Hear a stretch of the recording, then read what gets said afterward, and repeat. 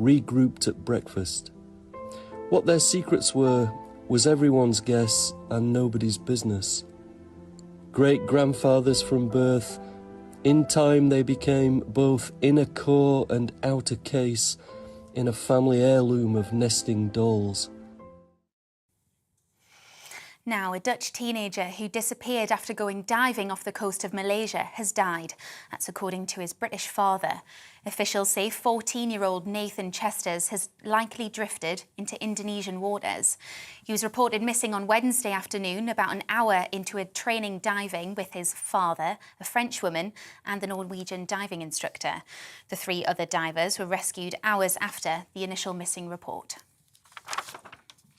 Now, Labour is calling for the government to intervene at airports and ferry operators to avoid more Easter travel chaos.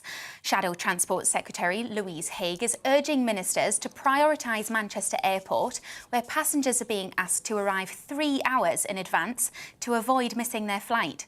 And in Dover, over 2,000 lorries are in queues of up to 20 miles long, whilst ferry crossings are affected.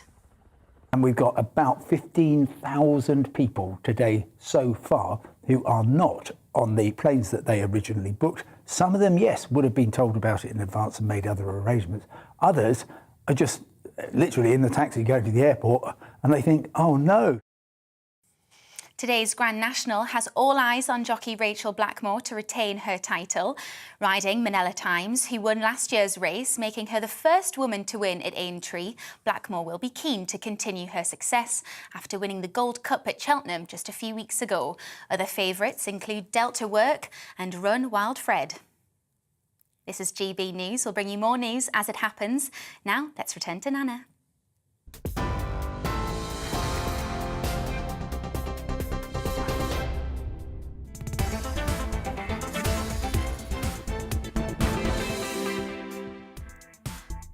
So hello and good afternoon. This is GB News on TV, online and on digital radio. I'm Nana Akua. Now, before we get stuck into today's debates, let's take a look at what else is coming up on the show. Within the last hour, it's been confirmed that the Prime Minister Boris Johnson has travelled to Kyiv to meet Ukrainian President Volodymyr Zelensky in what Downing Street say is a show of solidarity. We'll get the reaction to that in a few moments. Then at 5, my difficult conversation, I'll meet an inspiring woman who started a campaign to raise awareness of bowel cancer. It's the second biggest cancer killer in the UK, with nearly 43,000 people diagnosed with it each year. Cathy McAllister will join me to discuss her battle with the disease and why she wants more people to speak up. With a Great British Debate this hour, I'm asking, should we create bespoke paces for trans people? The head of Equality's watchdog has defended controversial guidance, saying that transgender people can be legally excluded from single-sex spaces in certain scenarios, and urged calm in the debate. On Thursday, the Health Secretary Sajid Javid also urged the NHS to follow the ruling. So I'm asking, should we create bespoke places for trans people? Tell me what you think. You can get in touch by emailing gbviews@gbnews.uk or tweet me at gbnews.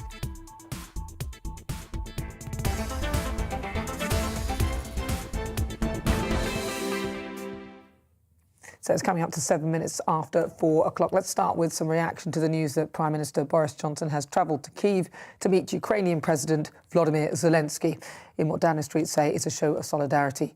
A spokesperson for Number 10 says that the Prime Minister is using the unannounced visit to set out a new package of financial and military aid. And a picture of the meeting was posted online by the Ukrainian Embassy in London. So joining me to discuss this is Charles Crawford, who's the former UK ambassador to Poland, Serbia and Bosnia. Hello and welcome, Charles. So what do you think? The Prime Minister going to Kyiv, is this a good thing? Well, I think it is a good thing. It's a brave thing, I think, in current circumstances. I think the rest of us have got no idea what the Ukrainians are going through. So I think they'll welcome the fact that he's gone there and showed that level of personal commitment. And I think they'll also welcome whatever it is he can offer them by way of extra weapons and money and intelligence support and all the other things which are helping them resist this amazing act of aggression. It's a lot of people might look at that though and say, look, you're just actually putting Vladimir Zelensky in actually more danger, because clearly if the Russians found out where he is, then they may well want to try and send the missiles there. Well, I'm just personally amazed he's still around, President Zelensky, because one of the things you'd have thought the Russians would be dearly keen to do is to find a way of making sure he's not around. So I think you never quite know with things like this whether or not the British intelligence services and the Russian intelligence services will have, somehow had a quiet word that you just let this happen, because, I think assassinating foreign leaders sets a bad precedent. It's not normally done, if I can put it that way. So I think the symbolism of it's important, but as I said, the actual practical help they really need is the key thing. And I think the British diplomacy is actually having quite a good week, really, with talking to the Germans and keeping in close touch with other allies about how you can step up the support to Ukraine. You think perhaps he could take some munitions with him on his way as soon as he managed to find safe passage for that. But I mean, look, this is the thing, right? It seems a bit of I don't really understand why I know you're saying that it's a good thing and everything, but why did he feel it necessary to go? Wouldn't you have thought it would be better for them to negotiate via Zoom or the other forms instead of him putting himself in such a dangerous position? It just put strain on the Ukrainian forces.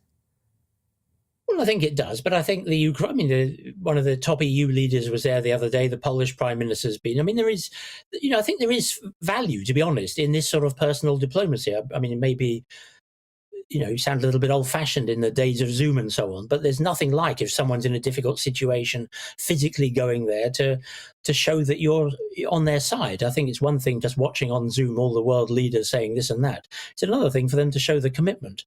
So I don't think this should be put off as I don't think I'd be inclined to play this off as some sort of stunt, even though a lot of people will think, oh, well, it's just another sort of PR opportunity. I mean, these things do matter, but what matters much more is whether or not we can help the Ukrainians, and the Americans and everyone else can help the Ukrainians stop this insane war. And I think you see, one of the things people don't really understand, I think, about all this is that the Russians have you remember Hitler had this idea of a 1,000-year Reich. Well, the Russians seem to have a new idea of creating a Eurasian space, as they call it, from Vladivostok to Lisbon. And there are various obstacles in the way of this, and the immediate obstacle is Ukraine. But the major, major obstacles are the ghastly Anglo-Saxons, Germans, Brits, and Americans. And so we are, in the way the Russians see this, very much in the front line of opposing them. And I think the fact that he is there will no doubt reinforce that to some extent. So, as a former ambassador yourself, how do you think that Putin will view this, seeing Boris Johnson actually in Ukraine and discussing this? Well, he'll be pretty annoyed, but I think he's got plenty of other things to be pretty annoyed about at the moment, not least the, seems pretty catastrophic performance of his own army and the huge number of dead bodies which are piling up, Russian soldiers which are piling up in Ukraine, which apparently they don't want back in Russia. The stress on the Russian leadership now must be very considerable because almost nothing is going right. We're one of the lead countries in helping get them thrown off the Human Rights Council. That in itself, doesn't matter very much, but the symbolism, it's hard to stress this enough, the symbolism of a permanent member of the Security Council being thrown off a UN body by a pretty clear, strong majority of countries and lots of Russia's supposed friends abstaining and just looking the other way is really, really embarrassing to Moscow. And I think there's almost nothing that's going well for them at the moment. But actually looking at it, so I think it was 98 or something like that, around about the 90s, that voted against keeping them on the council. But quite a lot of people, there was still over 20 countries, I think it was over 20, that sort of voted in favour of them staying on. What do you think their reasoning would be? Well, if you actually look at the list of countries who voted, it's just, I can put it this way, it's a bit of a rogues gallery of a lot of countries who in one way or the other have pretty undemocratic systems and or traditionally have close links to Moscow. And Russia will have said to all of them. Russia said to anyone who abstains, never mind who votes for this resolution, the countries that abstain, that'll be treated as an unfriendly act. This is very strong language from Moscow. And I think India abstained, and this is a powerful moment for Russia, to be losing India in that way. So there's other countries, the countries in Central Asia, for example, they really just depend on Russian oil and Russian energy, and Russia will have said, listen, fall into line on this one. So some of the countries you can easily explain, but I think the main thing is that so many countries who Russia might have hoped for some sort of support from, just abstained, which fundamentally meant that the resolution was going to pass, and that was very damaging for Moscow. Well, listen, Charles, thank you so much for your thoughts. That's Charles Crawford. He's a former UK ambassador to Poland, Serbia and Bosnia.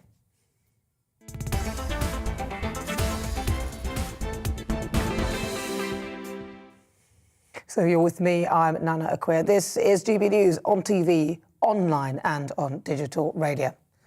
Now, you know what?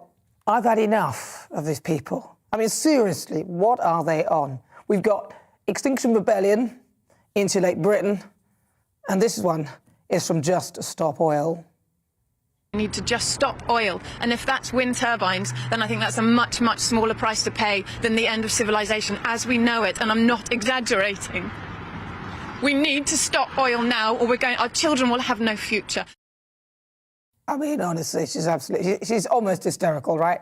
I mean, if my kids behaved like that, I would have to take them to one side to calm them down. No wonder our children are suffering from eco-anxiety. Remember the story of Chicken Licken, who thought the sky was falling down, or David Icke and cults of similar ilk who keep predicting the wrong date for the end of the world? And what do these eco-activists do to get their message out there? Instead of targeting the real polluters and garnishing public support in a calm and tangible manner, instead, they climb on the outside of trains, probably the most eco-friendly form of mass transport, glue themselves to roads, building traffic which is not good for the environment. And yesterday's stunt was hanging banners from bridges whose components all require fossil fuels to be constructed. And today, they're protesting in the streets and city, causing absolute mayhem. Yesterday, I asked one of them if they knew how fossil fuels are created. Veril, who is an engineer and part of the cause, didn't appear to know. They basically come, they're kind of like, they've been in the ground for ages, and they have basically formed over millions of years, mainly from all the organic matter in the past. Not quite, no. They have formed over years, but it's not from organic matter. It's actually from dead animals and plants and things. That's how they're formed. But fair dues, he was prepared to talk on the programme. Mind you, what would their cause be if no one gave them any publicity? And just like children, they want everything now. I mean, we're already transitioning to a net zero renewable energy future and going at the fastest pace humanly and realistically possible. But they want the government to stop all new contracts of fossil fuels now. I suppose that's all they've got left to demand, seeing as most of us agree with their cause. So now is all they've got left. I mean, obviously totally unrealistic, which I suspect they actually already know. It just gives them an excuse to carry on creating misery under the guise of doing the right thing. Now, there are three things that are obvious spanners in their demand for now. There's the fact that fossil fuels aren't just for powering engines for our transport or heating our homes. Fossil fuels are required for the construction of steel, concrete, and making many of the components these new renewable sources initially need. Then, if they hadn't noticed, we're currently embroiled in a war against Russia. Many countries around the world who rely on Russian oil and gas are trying to wean themselves off it as quickly as possible to create their own homegrown renewable sources. But you can't just switch off the power. And plus, there is a cost of living crisis, which means prices are skyrocketing. If people are unable to heat their homes and feed their families, they will perish well before the end of the world. I mean, what date have they set for it now? When you look closely, a lot of those protesting are white, middle class. None of them appear to be going to work and have way too much time on their hands. Try living the life of those who have to make a choice between eating or heating, or a single parent struggling to make ends meet, instead of proclaiming that the end of the world is nigh.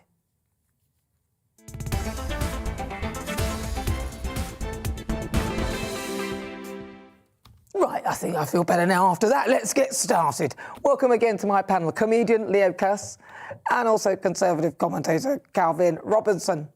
Right, so first I want to talk to you about these protesters. I mean, it's a bit like, did you ever watch The Life of Brian? Yeah. The Judeans People's Front and the People's Front of Judea, Just Stop Oil, Insulate Britain, it's going on and on. I mean, what's your view on all of this? Yeah, I mean, I think it's a nonsense. And also, they need to pick their moment. Don't do it right now when we're in an energy crisis. We're at war. Well, we're not at war with Russia, but basically the free world in Europe is at war with Russia.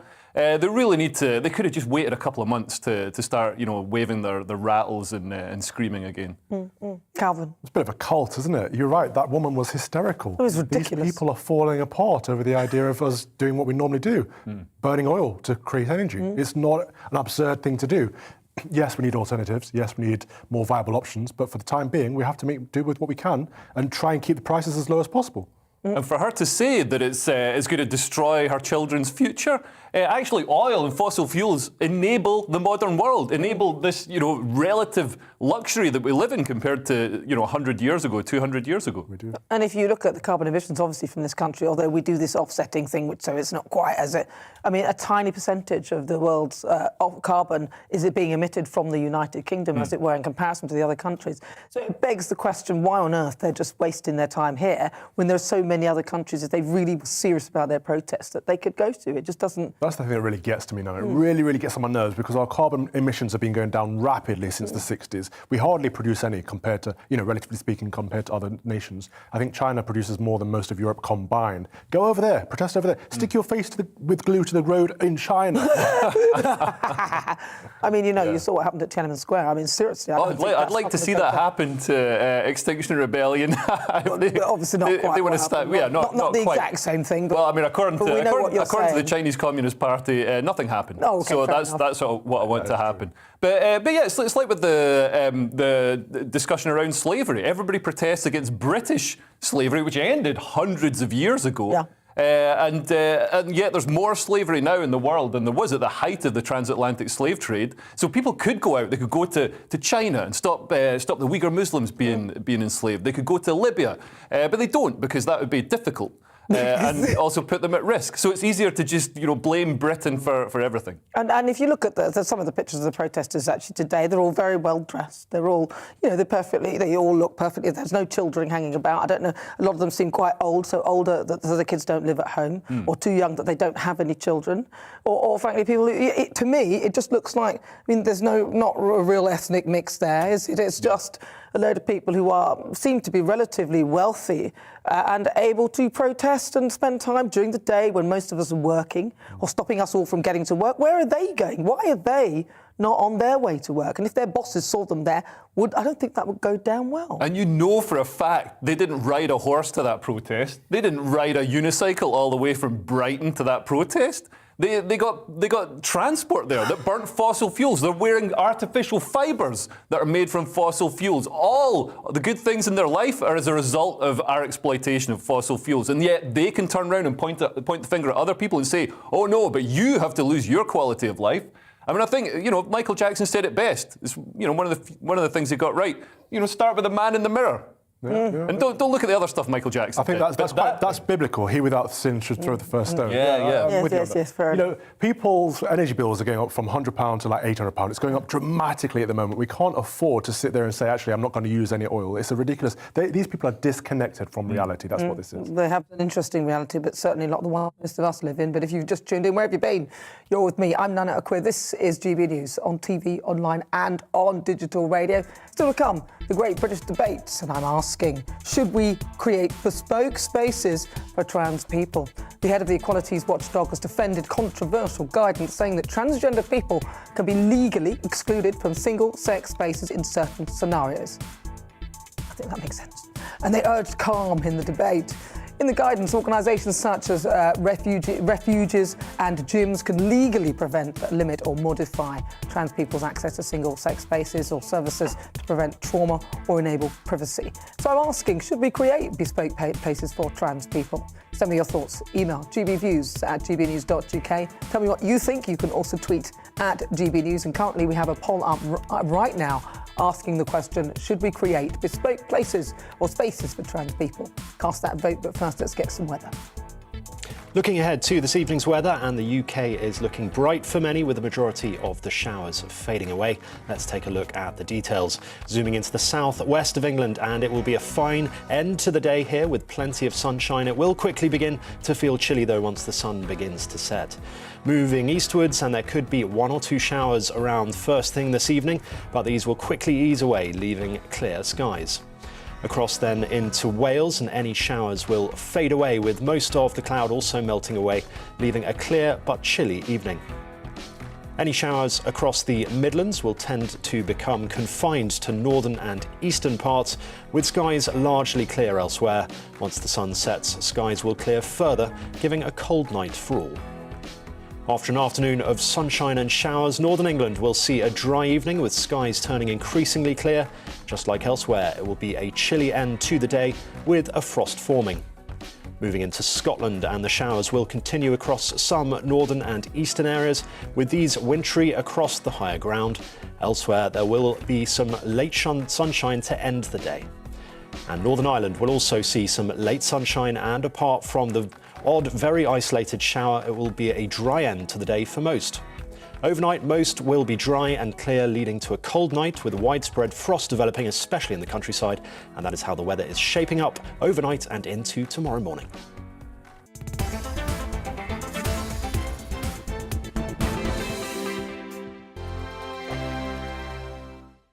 Europe is in the grip of the most devastating humanitarian crisis since World War II. The people of Ukraine are facing unimaginable suffering as their homes are destroyed and their loved ones are killed.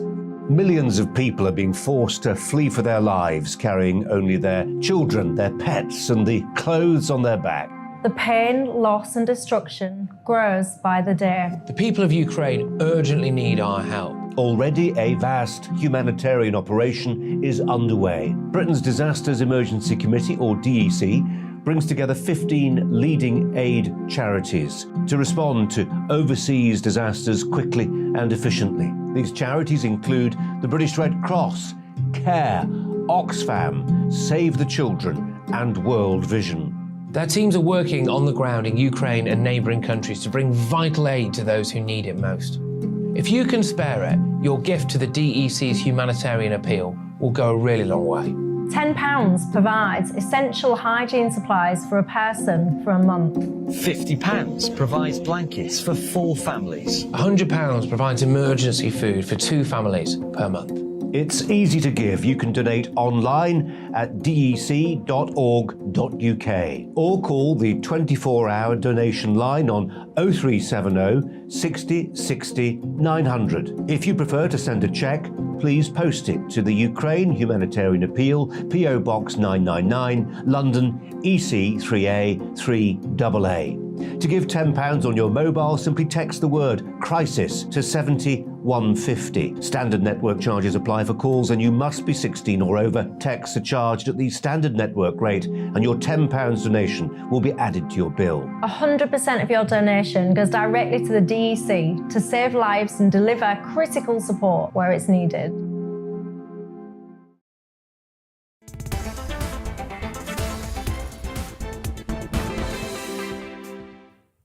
This is GB News on TV, online and on digital radio. I'm Nana Akua, and of course I'm still with my panel, comedian Leo Kearse and Conservative commentator Calvin Robinson. Right, so it is time for the Great British Debate this hour, and I'm asking, should we create bespoke places or spaces for trans people? Now, the head of the Equality and Human Rights Commission has today defended controversial guidance saying transgender people can be legally excluded from single-sex spaces in certain scenarios. Kishore Faulkner said activists would not force a change in the guidance, which says that organisations such as refuges and gyms can legally prevent, limit or modify trans people's access to single-sex services in some circumstances, like preventing trauma, giving privacy or to ensure health and safety. But the decision sparked a backlash from trans groups and the LGBT plus charity Stonewall, which says that it's likely to cause more confusion and a greater risk of illegal discrimination. So I'm asking, should we create bespoke spaces for trans people? Well, I'm joined now by Debbie Highton. She's a teacher and transgender campaigner. Debbie, thank you so much. We would have loved to get you in the studio. It's so annoying. A train was cancelled. It's so annoying. So listen, what do you think of the ruling by the Equalities Watchdog? I welcome it. I welcome the ruling. It brings clarity to an area where we had so much confusion. And what always came across to me was it was the confusion that was causing mistrust, the mistrust which was causing fear, and the fear was causing anger. We need to go right back to the beginning, have clear guidance, clear rulings that we can all understand, and from that there may be a way to move forwards. Well, I'm pleased to hear you say that, because coming from somebody who is transgender, of course transgender female, it's really good to hear that, because a lot of people may have expected you to say the opposite, actually. So I'm wondering, though, because I have heard people talking about this, especially a lot of trans people saying that they would feel sort of vulnerable if they were going into a separate space that wasn't a mixed space, and it sort of puts the spotlight on them and says, look, that person is trans going into a trans space, or that's an argument that I've heard. What's your thought on that? Well, most spaces are mixed sex, of course. You know, in most situations in everyday life, we're all in the same space. We only have separate sex spaces when it is a proportionate means of achieving a legitimate aim, to use the legal term. That's the only time we do it, and it's been done because women, especially, need a separate space. Now, what we should be looking at is, can we set aside separate spaces for trans people as well, and work that way? So we've got two separate protected characteristics. We've got a protected characteristic of sex, one of gender reassignment, and we'll look at them separately. But what's been happening is it's all been put together in this confusion, so we don't really know what we mean by sex, what we mean by gender, what we mean by gender reassignment. All this language has been confused to the point where we need to step back and think, what are we trying to achieve here? And what we're trying to achieve is to ensure safety, but also dignity of women and trans, and in this case, in my case, trans women. Sometimes we can do it in a group together, but other times it's right to do it separately. And what's your view on trans people in sport? Do you think in sport there should also be a separate category for people who are trans and non-binary? Well, there's probably not enough of us in most situations. That's the problem. So I guess if I was, I'd be there in the 100 metres myself, because there's not too many trans people about. But what we could do there, and this has been mooted by a number of people, is to have an open category in which anybody can compete. Men, trans women, trans men, if they've had hormone therapy, women, if they want the competition, as long as it's safe, have that open category in which everybody can compete. But we all know, of course, what the issue of that would be for women. Women wouldn't tend to win very much. So have a separate female category for women alongside it. And then everybody can compete, everybody can take part in sport, but crucially, we don't then have to judge between women and trans women, who are very, very different biology. And let's face it, sport was never divided because of people's feelings. It's divided because people have different biology, and we need to accept that reality. OK, well, listen, Debbie, thank you so much for talking to us, and thank you so much for your views. That's Debbie Houghton. She's a teacher and transgender campaigner. Right, so, OK, you're with me. I'm Nana Akua. This is GBNews on TV, online and on digital radio. Still to come, we'll continue the Great British Debate, and I'm asking, should we create bespoke spaces for trans people? You'll hear the thoughts of my panel, comedian Leo Kearse and also Conservative commentator Calvin Robertson. But first, let's get your latest news headlines.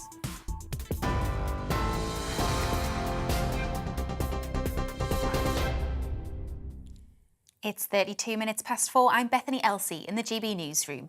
Boris Johnson has made a surprise visit to Ukraine to visit the country's president. In a photo posted on social media, the Prime Minister can be seen in a meeting room with President Volodymyr Zelensky. Downing Street have confirmed that Mr Johnson has travelled to Kyiv to meet the Ukrainian president in person. He's expected to set out a new package of financial and military aid for the country. Ukrainian officials have urged civilians in the eastern Luhansk region to flee as Russia is amassing new forces. The governor there warned that Russia is preparing a new offence as shelling increased in recent days. Ukraine has increasingly been warning that Russia plans intensified attacks in the country's east and south after withdrawing its troops from the areas to the north of the capital, Kyiv. A Dutch teenager who disappeared after going diving off the coast of Malaysia is dead. That's according to his British father. Officials say 14-year-old Nathan Chesters is likely drifted into Indonesian waters. He was reported missing on Wednesday afternoon, about an hour into a diving course with his father, a French woman, and the Norwegian diving instructor. The 3 other divers were rescued hours after the initial missing report. The first all-private astronaut team has docked with the International Space Station in an historic mission. The NASA footage shows the SpaceX rocket ship arriving a short time ago after a 20-hour flight. The 3 passengers, 1 former NASA astronaut and 3 paying customers, are visiting the station 250 miles above Earth for 8 days of science and biomedical research. On TV, online and DAB+ radio, this is GB News. Now it's back to Nana.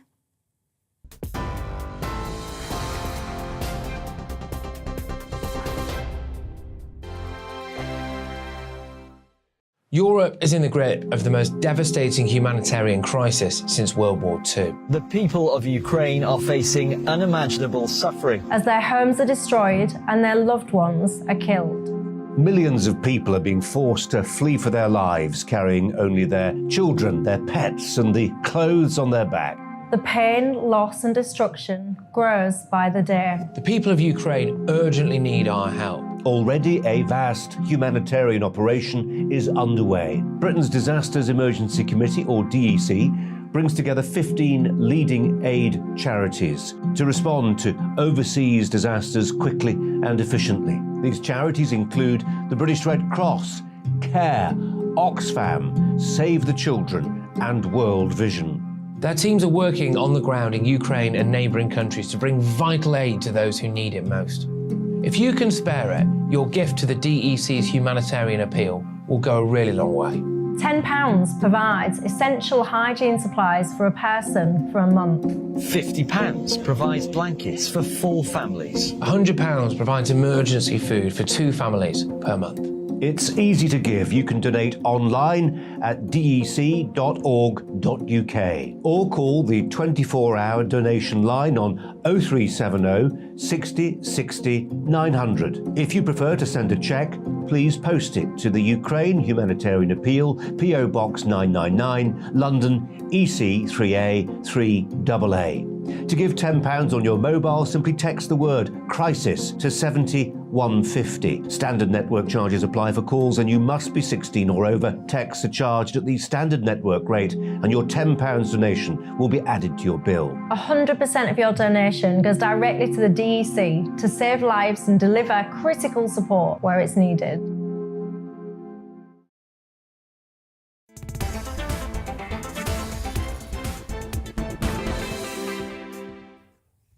So welcome back. If you just joined me, where have you been? I'm Nana Akua. This is GB News on TV, online and on digital radio. It's coming up to 36 minutes after 4 o'clock, and shortly I'll be joined by the former royal correspondent to The Sun, Charles Ray, to take a look back on the life of Prince Philip, the Duke of Edinburgh, who died a year ago today.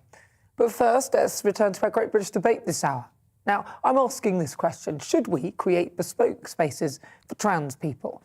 The Health Secretary Sajid Javid has urged the NHS to adopt a new guidance from the Equalities Watchdog, saying that transgender people can be legally excluded from single-sex spaces in certain scenarios. And the Equality and Human Rights Commission says that organisations such as refuges and gyms can legally prevent, limit or modify trans people's access to single-sex services in some circumstances, like to prevent trauma, give privacy or to ensure health and safety. So what do you think? What is your view? Should we create bespoke places? Let's see what my panel make of that. I'm joined now by comedian Leo Kearse and also Conservative commentator Calvin Robinson. Right, Calvin, what do you think? Bespoke places for trans people? Are they needed? Is there a demand for this, or are we preempting something? How many trans people are there in the country? Do we need to go around every single restaurant, every single facility and create a space for people that don't exist? I'm not sure there is a demand for it. But what is interesting about this case is that the head of diversity, equality and inclusion at the NHS said bin the government's guidance on this. She said reject the Equalities and Human Rights Commission clarification in the law. That's not right. That's political activism. That is putting people at risk. The whole point of a single-sex space is that it's single-sex. This is about sex. It's not about gender. As Debbie said earlier on, this is about.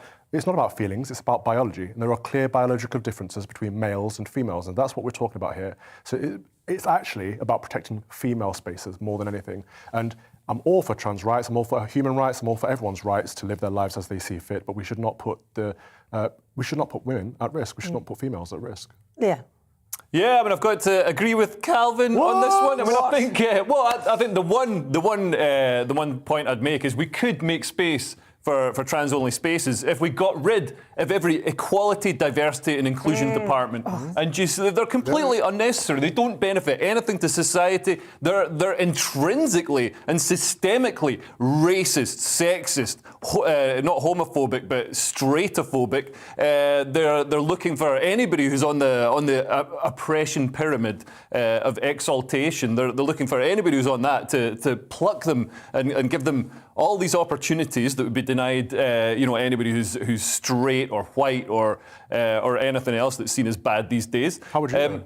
What's that? How would you know? How would I know? Are you saying? Well, I'm actually a genderqueer pansexual. What does so that mean? I've no idea. This is a new one. This is a new one on me. I don't know. Well, this is the thing. So much of this stuff. I mean, fair enough.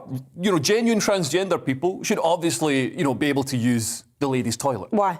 Because they've put the effort in and they're basically... What's that got to do with it? What's that got to do with it? This is... No, you said, look, Calvin said it's about safety. It's about security for women. If that's the case, then... Genuine transgender women aren't a threat But how would you...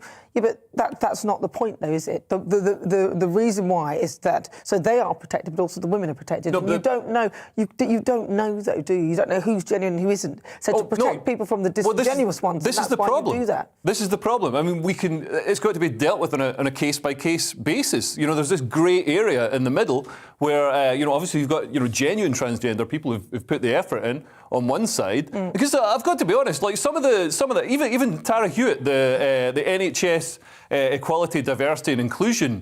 As soon as I saw her picture, I was like, oh my God, that's the bassist from Iron Maiden. This is ridiculous. This is very shallow. This is it's not shallow. This comes you're down saying to about the how root they of look. it. You're talking about how they look. We are talking about the different biological things within somebody who's transgender. So their physiology is, if it's a transgender female, their physiology is male. What, you're going to check for ovaries? Let me finish. So their physiology is male. So everything about them is male, including their hips are wider. Hang on. They could have breasts. I haven't finished. Breasts aren't male. Yeah, but the breast may be there. But within every cell in their body, they are biologically male. And therefore, that means that in every respect, they are mostly and usually stronger than women. So that is why, in those respects, like certain single-sex spaces are usually... What, are you going to ban strong women?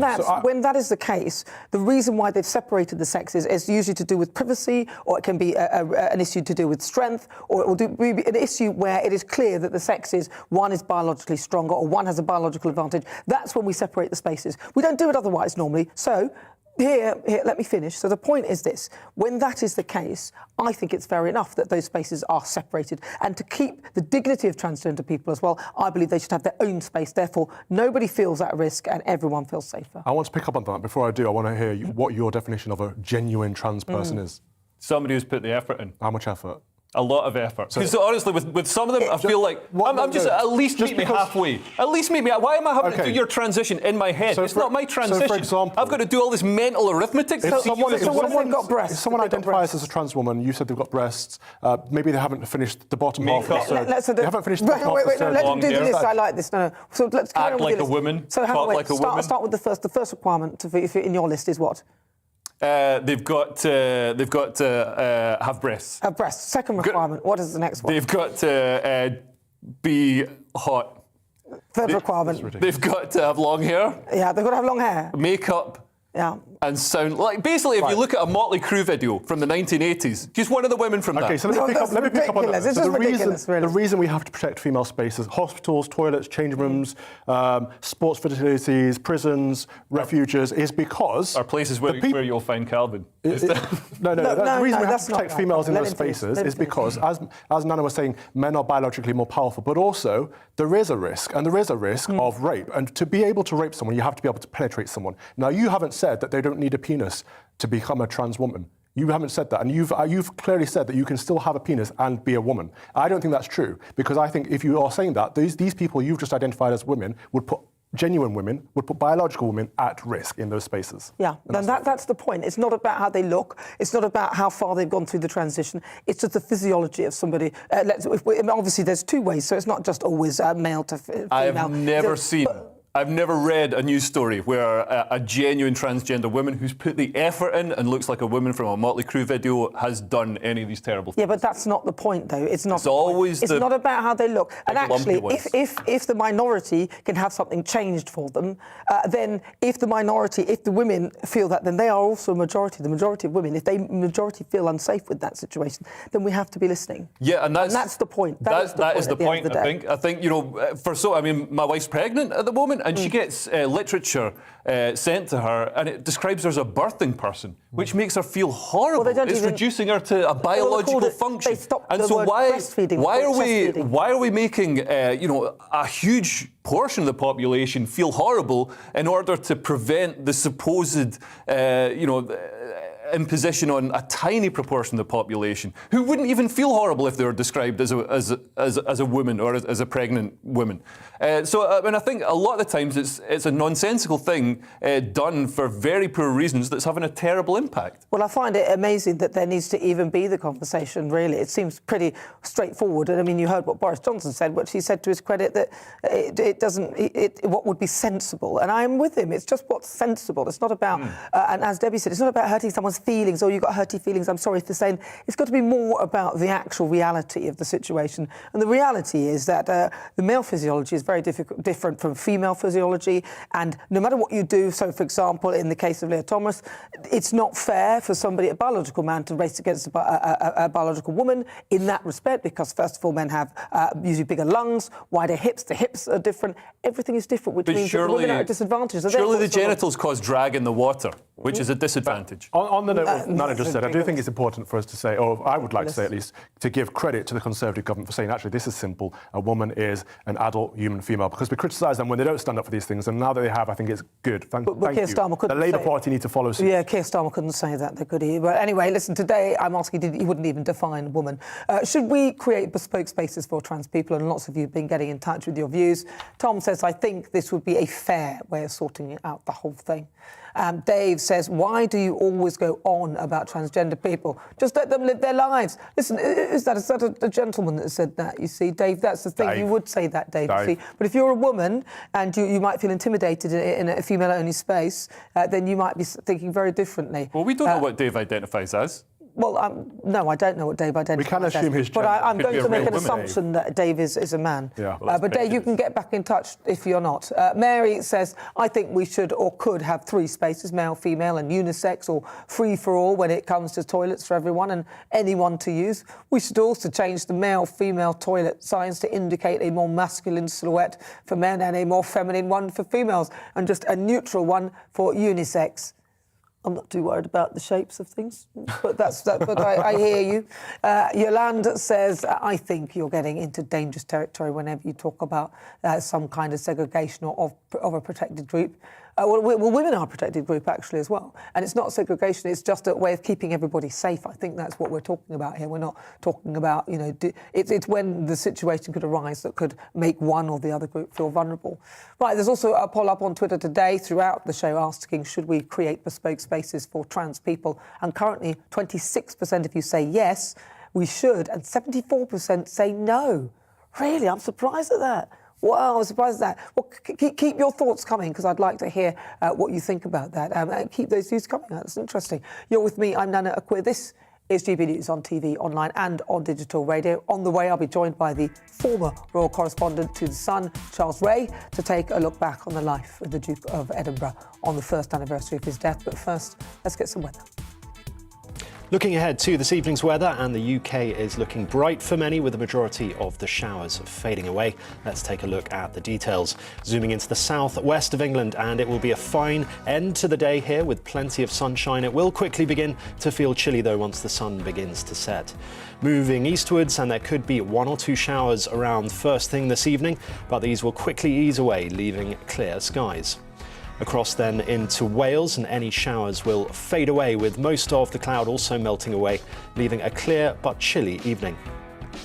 Any showers across the Midlands will tend to become confined to northern and eastern parts, with skies largely clear elsewhere. Once the sun sets, skies will clear further, giving a cold night for all. After an afternoon of sunshine and showers, northern England will see a dry evening with skies turning increasingly clear. Just like elsewhere, it will be a chilly end to the day with a frost forming. Moving into Scotland, and the showers will continue across some northern and eastern areas, with these wintry across the higher ground. Elsewhere, there will be some late sunshine to end the day. And Northern Ireland will also see some late sunshine, and apart from the odd, very isolated shower, it will be a dry end to the day for most. Overnight, most will be dry and clear, leading to a cold night with widespread frost developing, especially in the countryside. And that is how the weather is shaping up overnight and into tomorrow morning. Since the first Gulf War, I've covered complex conflicts around the globe. For comprehensive coverage of the ongoing situation in Ukraine, join me, Alastair Stewart, every Saturday and Sunday from noon. If you are the most authoritarian regime, at some point they will rise up. Which will become more dangerous. You cannot occupy a country of that size. And that means World War III. That means war. Putin did not expect that. That's me, Alastair Stewart, from 12, Saturday and Sunday on GB News.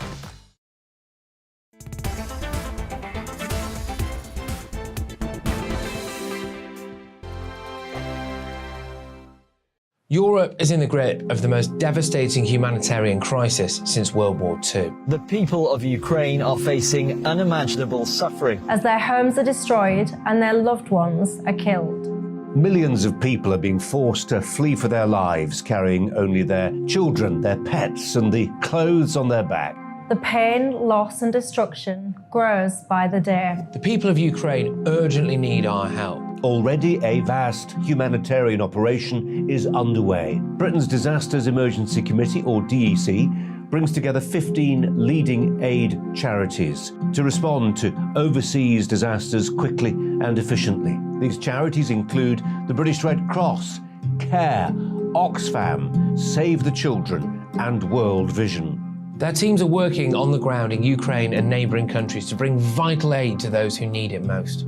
If you can spare it, your gift to the DEC's humanitarian appeal will go a really long way. £10 provides essential hygiene supplies for a person for a month. £50 provides blankets for 4 families. £100 provides emergency food for 2 families per month. It's easy to give. You can donate online at dec.org.uk or call the 24-hour donation line on 0370 60 60 900. If you prefer to send a cheque, please post it to the Ukraine Humanitarian Appeal, PO Box 999, London, EC 3A 3AA. To give £10 on your mobile, simply text the word crisis to 70150. Standard network charges apply for calls, and you must be 16 or over. Texts are charged at the standard network rate, and your £10 donation will be added to your bill. 100% of your donation goes directly to the DEC to save lives and deliver critical support where it's needed.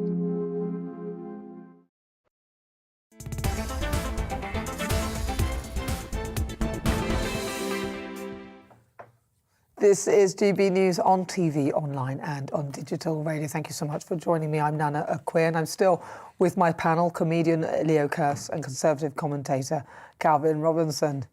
Now, of course, the Queen and the royal family have shared a poetic tribute to the Duke of Edinburgh to mark the first anniversary of his death.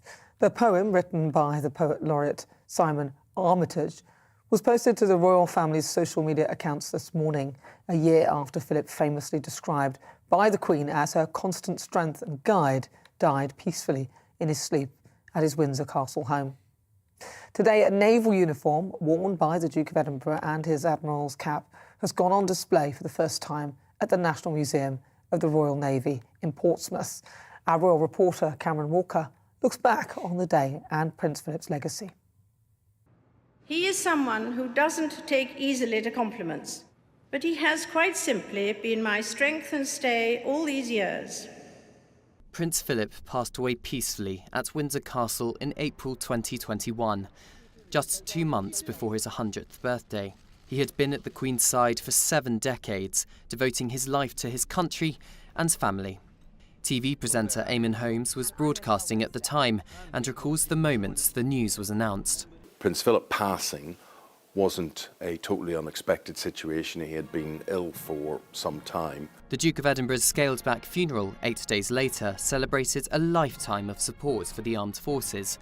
He even helped design the Land Rover hearse that carried his coffin to St George's Chapel in Windsor. His wish for a no-fuss approach was perhaps emphasised by a service bound by pandemic restrictions, a small silver lining in the cloud of coronavirus. But it did mean the Queen was forced to sit alone, just one of 30 masked mourners in the chapel. These two came together.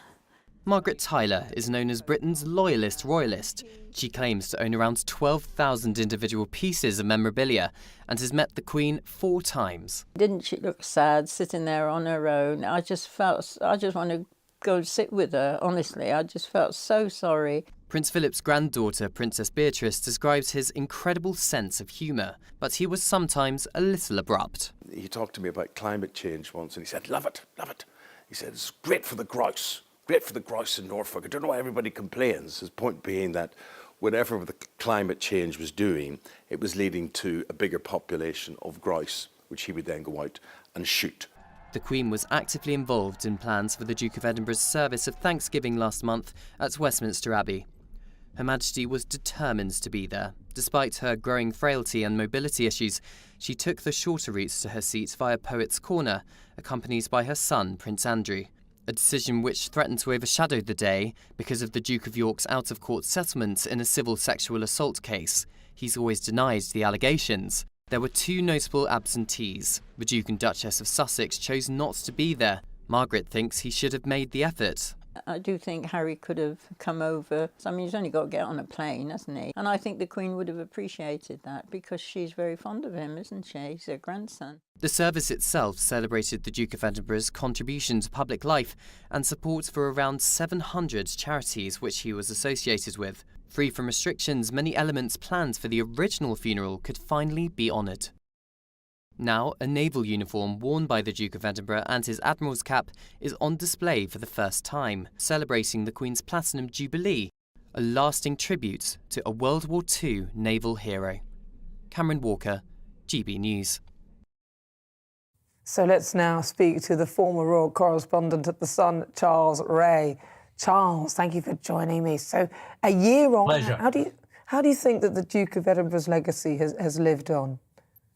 Oh, I think it has lived on. The Duke of Edinburgh Award Scheme is still going ahead full pelt. All the charities that he was associated with are still functioning, quite well. Obviously, he's no longer around, but these are things that he has supported throughout his life, and they're staying. They've got great staying power. So yeah, he's left a huge legacy. And of course, this has left a huge gap for the Queen, because this is somebody that she's had a wonderful life with, and so tragically, that he died. So how do you think that she's dealt with this over the last 12 months? I think she's done very, very well, given that this year has been probably one of the worst years that she's had. She's had health problems, she's had the Harry problem, she's had the Andrew problem. And also, not only did she lose her husband, married 75 years, he was, as she says, her rock and everything else, but she's also lost a few of her contemporaries as well. So they've all got, she's of an age now where, there are people around her who figured greatly in her life who are no longer around. And so she's done a remarkable job. I mean, I'm very sad to see that she's not going to do the Maundy Thursday event on Thursday, which is a church service, and she's got to hand out the Maundy money, the symbolic Maundy money, to 96 men and 96 women. But understandable, that's an arduous job for her to do at her age. I know, bless her. She must be heartbroken. No, just last week we also saw a memorial service to the Duke away from COVID restrictions. How important was that? I think it was important for her that she be there. She desperately wanted to make sure that she could pay, her respects to, her loving husband. And she was determined to get there, hence the reason why they tailored the work that she was doing, cut it right back. And yes, she had to have some help from Andrew around the entrance, but she then walked by herself with the aid of a stick to her seat. So it was great to see her, doing that. But we have to remember, I mean, this woman's going to be 96 in about 2 weeks. So she's just doing marvelously. Yeah, she's incredible, isn't she? We love the Queen. And, I don't really want to talk about Harry and Meghan, but I think I'll just drop that in briefly because I hear they're going to Holland or something, aren't they? He's doing that. I think, honestly, I heard that this morning, Nana. I heard it this morning, and I'm absolutely appalled. I mean, I've been appalled by a number of things that they've done, certainly not turning up at the memorial service and everything else. But to find out that they're now both going to be on a jaunt, I know it's a big thing. It's Invictus Games, and it's his baby. But for God's sake, come on, your grandmother's there. And why don't you turn up and help her out? It's a week away. He could have spent a few days with her. It's not a difficult task. I think he's a spoilt brat. Yeah, it's just awful, isn't it? I mean, look, I'm going to briefly come over to my panel as well and bring them into it. This Calvin and Leah, what do you think? I mean, look, the poor Queen, she's got, she's had a terrible year. Of course, today is a memorial service. I'm wondering, what do you think of Harry and Meghan now? Because they're not. Because at least come and see her, couldn't they? It's a shame that they're not coming over to support their mother, but also to support the nation, really. Then Harry should have that sense of duty and obligation, sense of service. He doesn't seem to. And yet, while he's missing this, he's going to be celebrating with David Beckham and his party.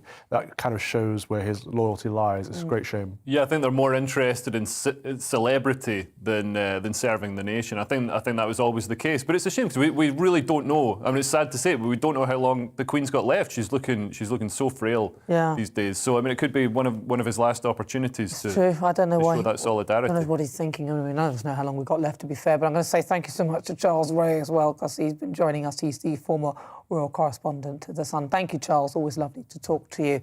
Right, there's so much more. I'm still with my panel, of course, Conservative commentator Calvin Robinson and also comedian Leo Kearse.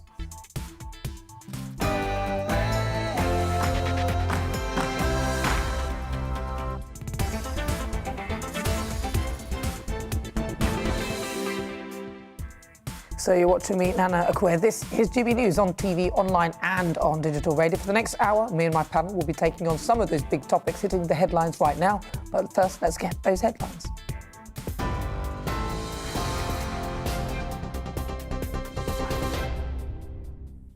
Thanks, Anna. Good afternoon. It's just gone 5 o'clock. I am Bethany Elsey in the GB newsroom.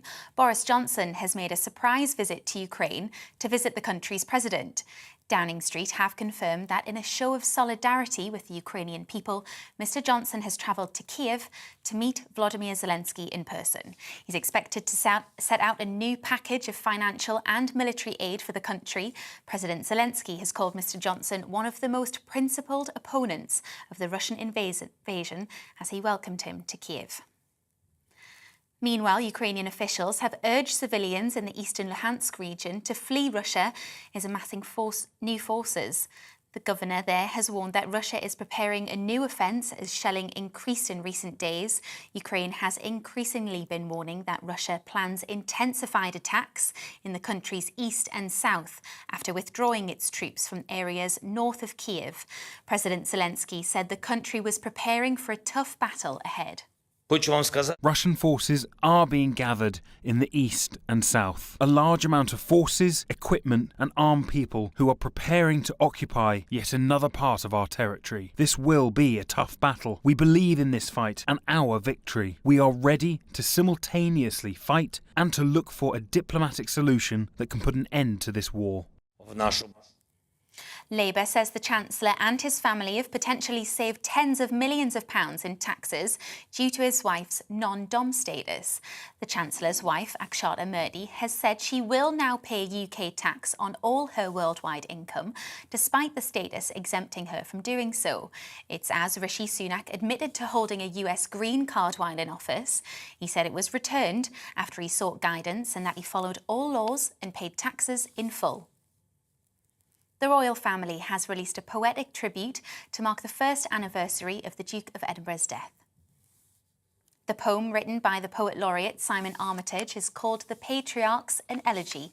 He died on this day last year at Windsor Castle, just months short of his 100th birthday. Husbands to duty, they unrolled their plans across billiard tables and vehicle bonnets, regrouped at breakfast. What their secrets were was everyone's guess and nobody's business. Great-grandfathers from birth, in time they became both inner core and outer case in a family heirloom of nesting dolls. A Dutch teenager who disappeared after going diving off the coast of Malaysia has died. That's according to his British father. Officials say 14-year-old Nathan Chesters has now likely drifted into Indonesian waters. He and his father were in a group of 4 who went missing on Wednesday afternoon when they were on a training dive. When the group surfaced, they couldn't find their boat and they were separated by strong currents. The other divers have been rescued. Labour is calling for the government to intervene at airports and ferry operators to avoid more Easter travel chaos. Shadow Transport Secretary Louise Haigh is urging ministers to prioritise Manchester Airport, where passengers are being asked to arrive 3 hours in advance to avoid missing their flight. And in Dover, over 2,000 lorries are in queues of up to 20 miles long, whilst ferry crossings are also affected. And we've got about 15,000 people today so far who are not on the planes that they originally booked. Some of them, yes, would have been told about it in advance and made other arrangements. Others are just literally in the taxi going to the airport and they think, oh no. The first all-private astronaut team has docked with the International Space Station in an historic mission. The NASA footage shows the SpaceX rocket ship arriving a short time ago after the 20-hour flight.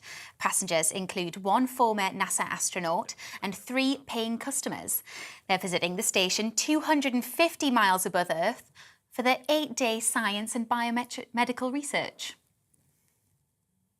This is GB News. We'll bring you more news as it happens. Now it's back to Nana.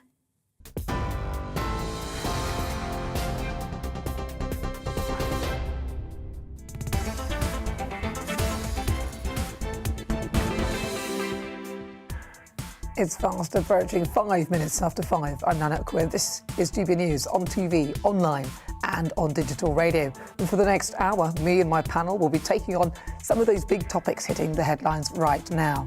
This show is all about opinion. It's mine, it's theirs, and of course it's yours. We'll be debating, discussing, and at times we will disagree, but no one will be cancelled. So joining me today is comedian Leo Kearse and Conservative commentator Calvin Robinson. Still to come, in a few moments, it'll be time for my difficult conversation. I'll meet an inspiring woman who started a campaign to raise awareness of bowel cancer. It's the second biggest cancer killer in the UK, with nearly 43,000 people diagnosed with it each year. Cathy McAllister will join me to discuss her battle with the disease and why she wants more people to speak up. The Great British Debate this hour, I'm asking, is it right to scrutinise the Chancellor's wife's finances? Rishi Sunak and his wife have been thrust into the media spotlight this week after it emerged that she has non-domiciled status in the UK. She has since agreed to pay UK tax on her foreign income. In fact, she's backdating it to last year's tax. But the Chancellor has accused critics of smearing her to get to him. So I want to ask, is it right for her finances to be scrutinised? And in fact, the finances of most MPs and their partners. And we'll discuss the GB News exclusive interview with the Prime Minister Boris Johnson. On the agenda, how he sees the government tackling the cost of living crisis. You can always get in touch with the show. Email gbviews@gbnews.uk or tweet me at gbnews.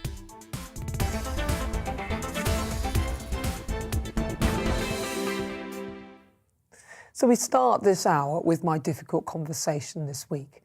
Now, April is Bowel Cancer Awareness Month, an opportunity to help people understand the impact that the second biggest cancer killer in the UK has on people. Nearly 43,000 people, in fact, are diagnosed with bowel cancer every year. But my next guest is doing everything she can to normalise conversations about the disease. Cathy McAllister had a major surgery in April 2020 after being diagnosed with stage 3 bowel cancer. She went on to develop another tumour and, as a consequence, had to have more surgery, which meant that she had to relearn how to walk. Cathy's now set up the Think Bowel Cancer campaign, which aims to raise awareness of the disease. And I'm pleased to say that Cathy joins me now from Northern Ireland. Cathy, so thank you so much for joining me. I've read so much about your story, but just for those who are listening now, talk us through your story and all about your diagnosis. Yeah, thank you, Nana. So I was a very healthy, fit, sporty person with a great diet, so someone who would not be expected to be at risk of bowel cancer. And then I was completely blindsided when I was diagnosed, as you say, in late 2019 with stage 3 bowel cancer.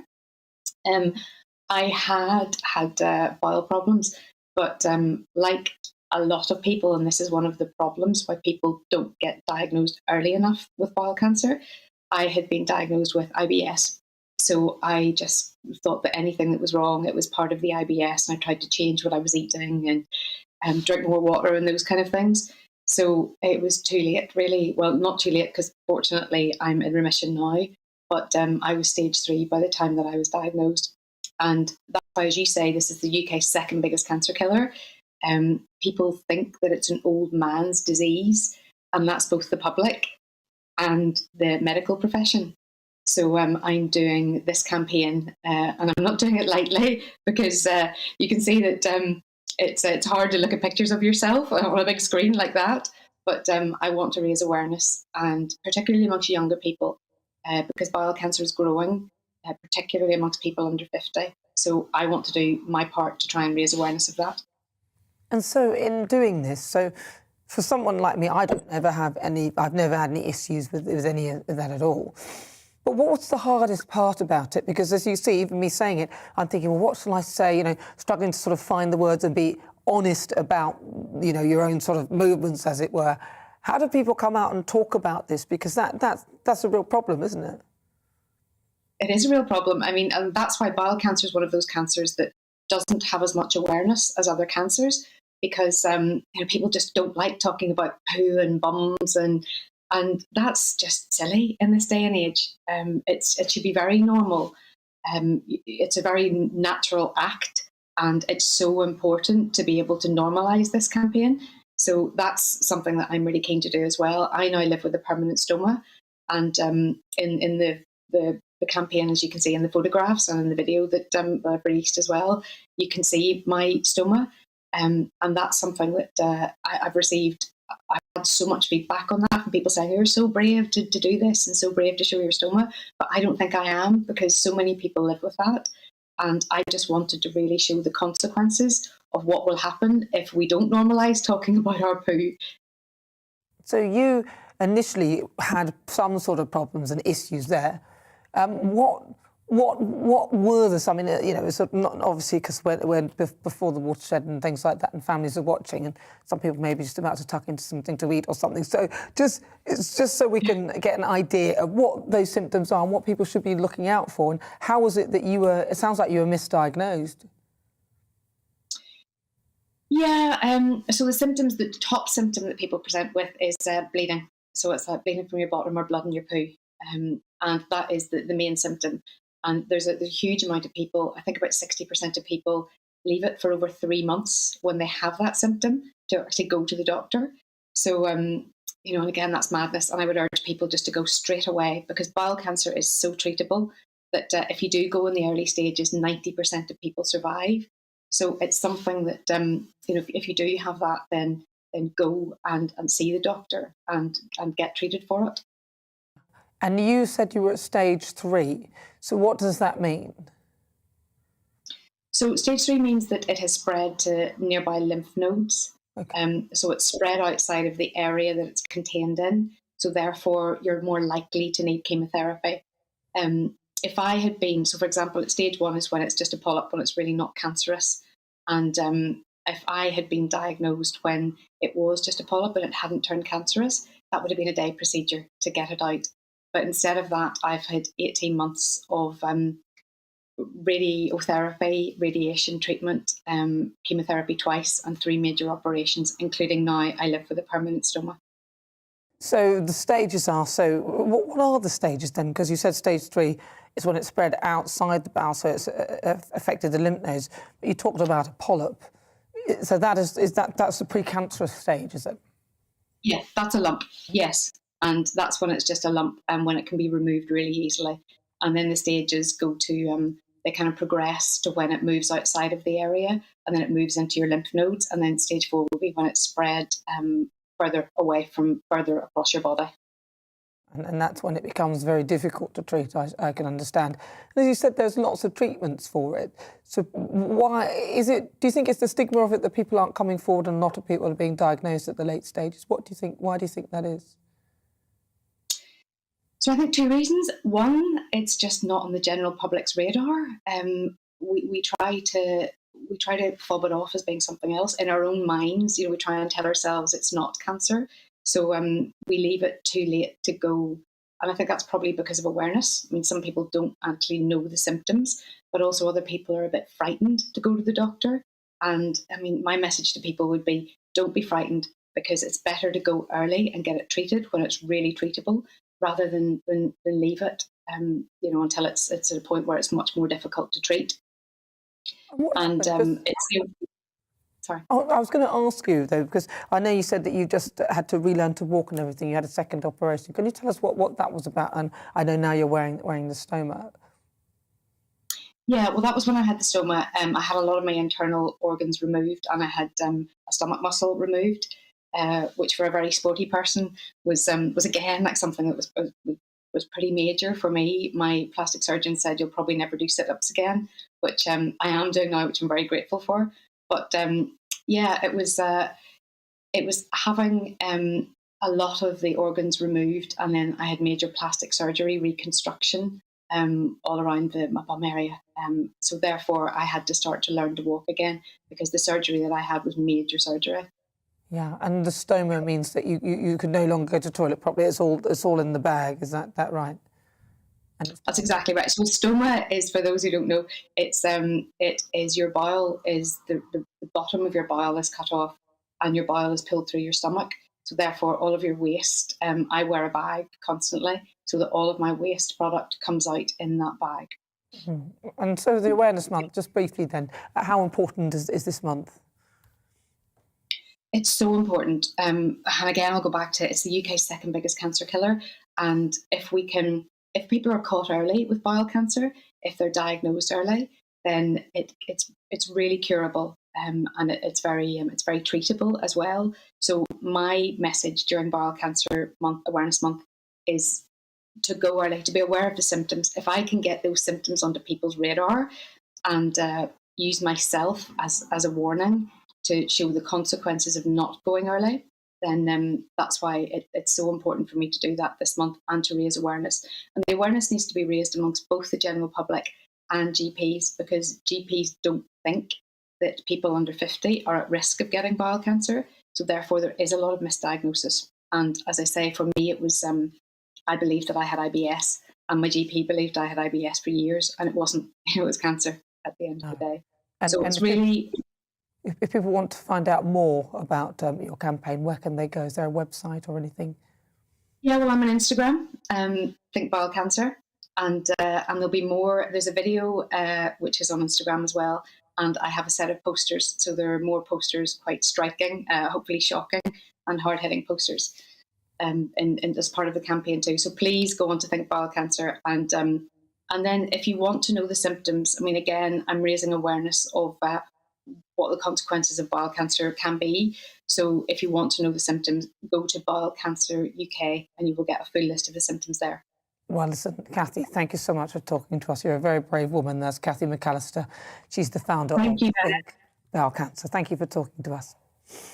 So coming up It's the Great British Debate this hour, and I'm asking, is it right to scrutinise the Chancellor's wife's finances? Rishi Sunak's wife, Akshata Murthy, has faced scrutiny for her non-domiciled status, which meant that she didn't have to pay tax on overseas earnings. She's since declared that she will pay UK tax on foreign income. But with the spotlight and the media spotlight put on her over the last week, I want to ask if it's really right to scrutinise the Chancellor's wife's finances, or indeed other MPs' partners' finances. But first, let's get some weather. Looking ahead to this evening's weather, and the UK is looking bright for many, with the majority of the showers fading away. Let's take a look at the details. Zooming into the south-west of England, and it will be a fine end to the day here with plenty of sunshine. It will quickly begin to feel chilly though once the sun begins to set. Moving eastwards, and there could be 1 or 2 showers around first thing this evening, but these will quickly ease away, leaving clear skies. Across then into Wales, and any showers will fade away, with most of the cloud also melting away, leaving a clear but chilly evening. Any showers across the Midlands will tend to become confined to northern and eastern parts, with skies largely clear elsewhere. Once the sun sets, skies will clear further, giving a cold night for all.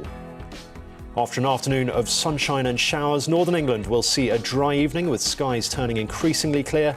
Just like elsewhere, it will be a chilly end to the day with a frost forming. Moving into Scotland, and the showers will continue across some northern and eastern areas, with these wintry across the higher ground. Elsewhere, there will be some late sunshine to end the day. And Northern Ireland will also see some late sunshine, and apart from the odd, very isolated shower, it will be a dry end to the day for most. Overnight, most will be dry and clear, leading to a cold night with widespread frost developing, especially in the countryside. And that is how the weather is shaping up overnight and into tomorrow morning. Start off your GB News Sunday with Stephen and Anne at breakfast from 6 a.m.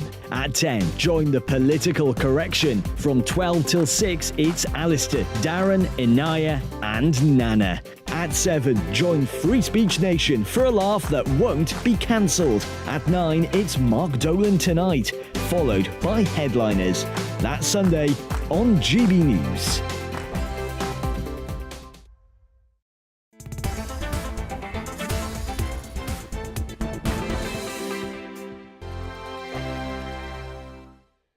Europe is in the grip of the most devastating humanitarian crisis since World War II. The people of Ukraine are facing unimaginable suffering as their homes are destroyed and their loved ones are killed.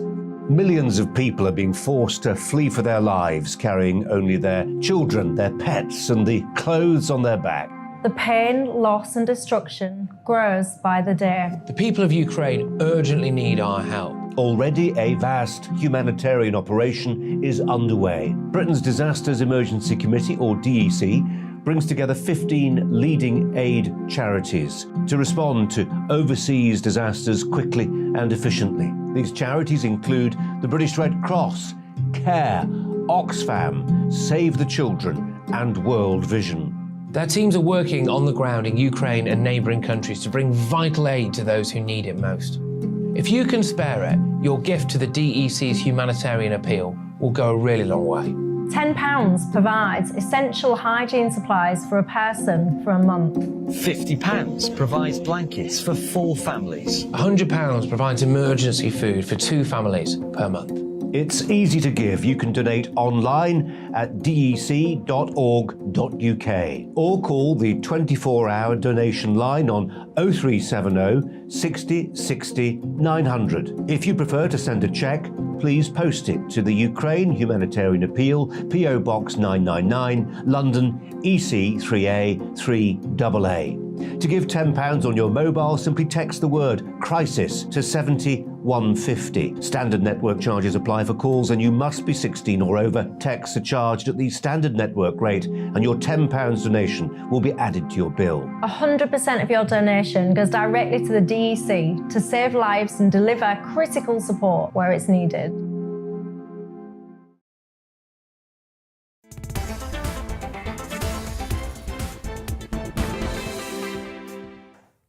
So it's 21 minutes after 5 o'clock. This is GB News on TV, online and on digital radio. I'm Nana Akua and I'm still with my panel, comedian Leo Kearse and Conservative commentator Calvin Robinson. But now it's time, of course, for the Great British Debate this hour.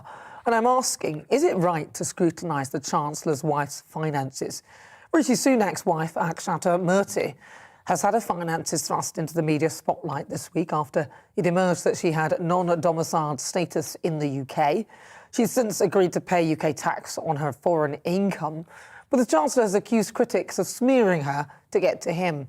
But as Murthy is a private citizen, I want to ask if it's really right, actually, that we should be able to look at her assets, and especially as she is not actually in the government. So I'm joined now by former Liberal Democrat MP and friend of the show, Lembit Epik. Lembit, hello and welcome.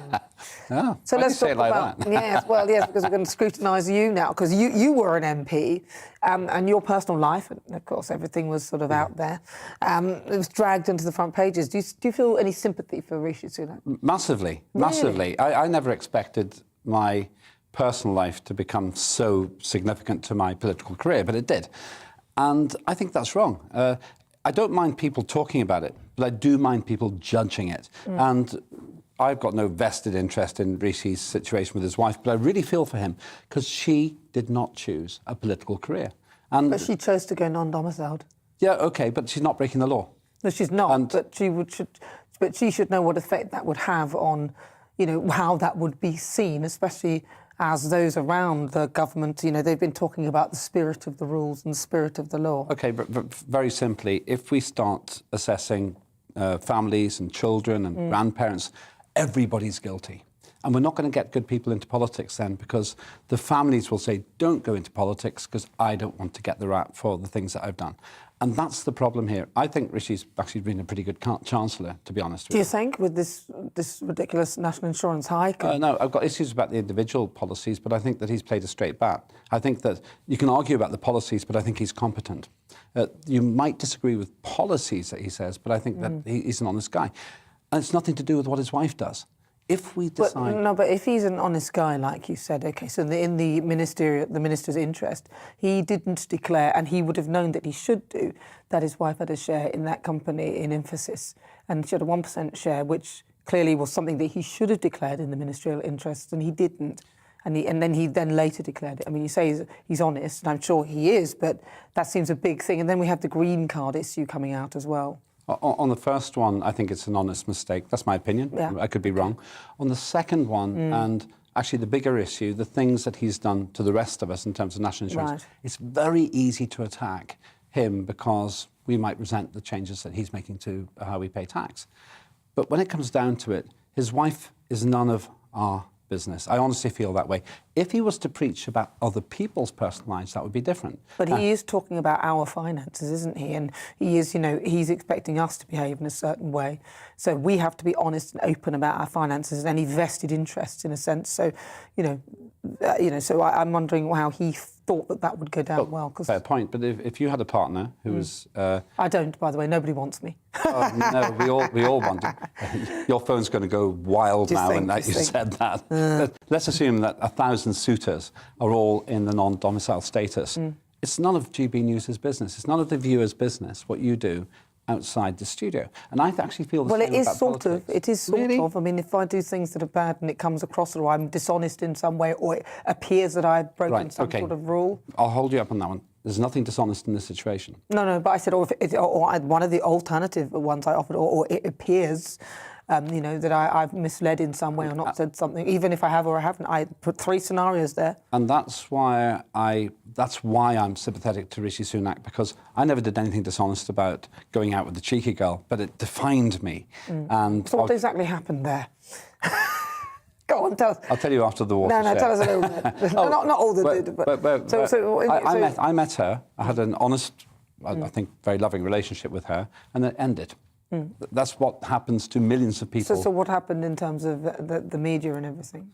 I naively believed that people could separate my political life from my personal, my intimate life, if you like. But no, that's not what happened.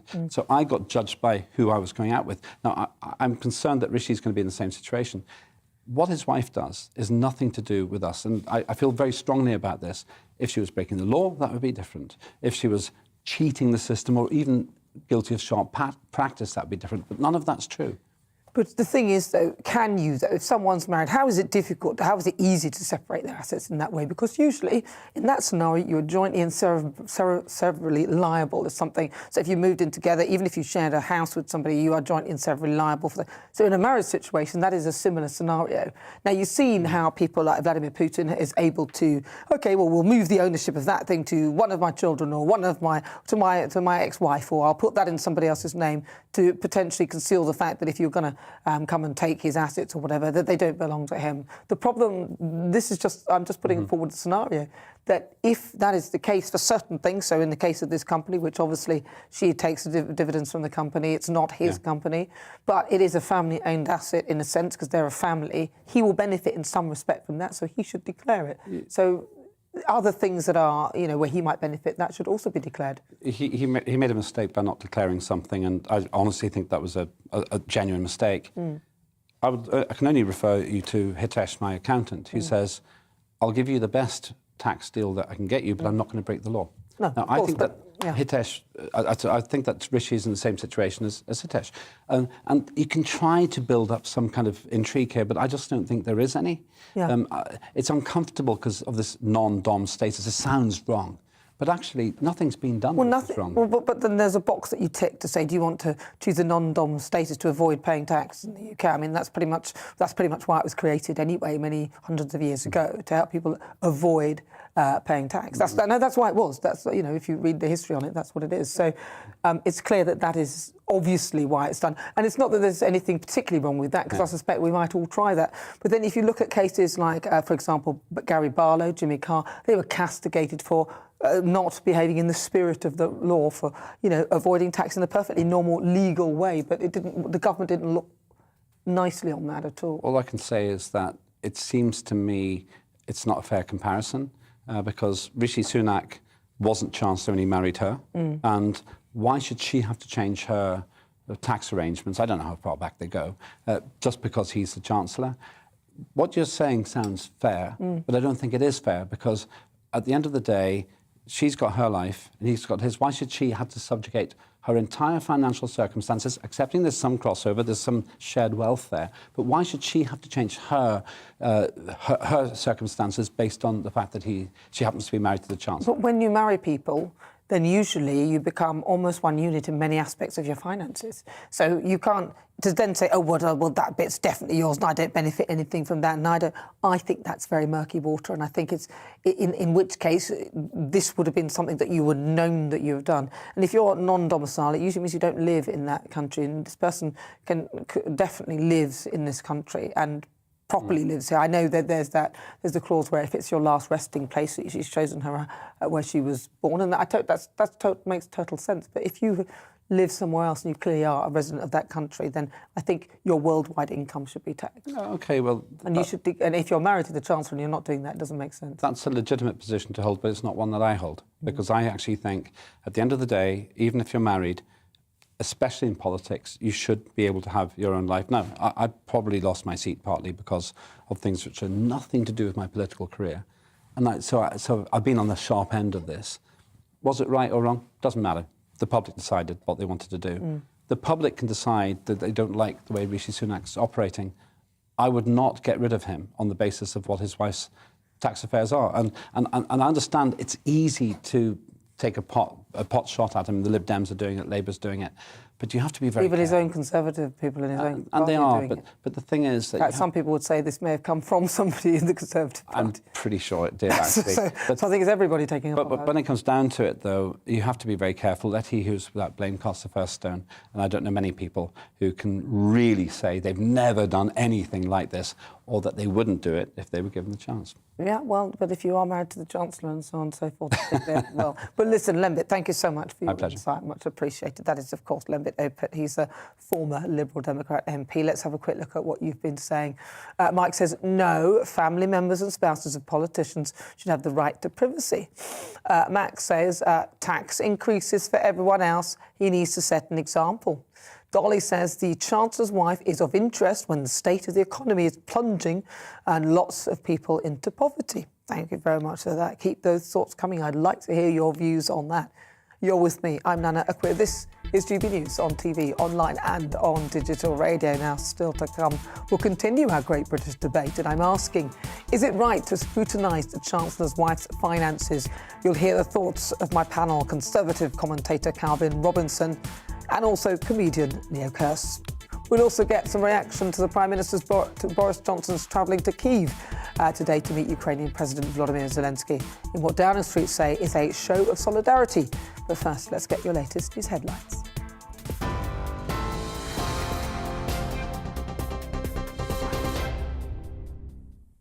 Good afternoon, it's 32 minutes past 5. I'm Bethany Elsey in the GB newsroom. Boris Johnson has made a surprise visit to Ukraine to visit the country's president. Downing Street have confirmed that in a show of solidarity with the Ukrainian people, Mr Johnson has travelled to the capital, Kyiv, to meet Volodymyr Zelensky in person. He's expected to set out a new package of financial and military aid for the country. Ukrainian officials have urged civilians in the eastern region of Luhansk to flee. That's as Russia is amassing new forces there. The governor is warning that Russia is preparing a new offensive as shelling has increased in recent days. Ukraine has been warning that Russia plans intensified attacks in the country's east and south after warning its troops from the areas of the north of Kyiv. A Dutch teenager who disappeared after going diving off the coast of Malaysia has died. That's according to his British father. Officials say 14-year-old Nathan Chesters has now likely drifted into Indonesian waters. He and his father were in a group of 4 who went missing on Wednesday afternoon when they were on a training dive. The others have been rescued. And in an historic mission, the first all-private astronaut team has docked with the International Space Station. This NASA footage shows the SpaceX rocket ship arriving a short time ago after a 20-hour flight. One former NASA astronaut and 3 paying customers are visiting the station 250 miles above Earth for 8 days of science and biomedical research. TV, online and DAB plus radio, this is GB News. It's back to Nana Akua just after this break.